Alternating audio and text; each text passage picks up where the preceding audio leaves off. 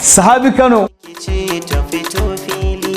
Masha Allah, na yi ta kiranka wayanka baya shiga lafiya. Ai ba za ta shiga ba saboda ina so in surprising ɗinka, ma'ana in baka mamaki. Kafin in zauna, ka canka, wallahi in ka canka daidai miliyan 5 zan baka.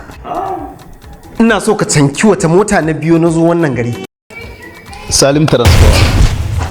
Mutumina, anya ko kanka daya ba da aljinu kake aiki ba? Ingancin mota yasa na ce ma haka.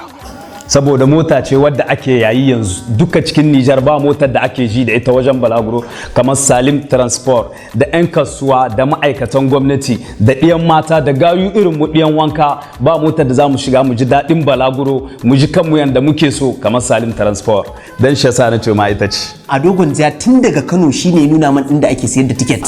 Sahabi Kano ce na. Salim transport da akwai daɗi mutumi.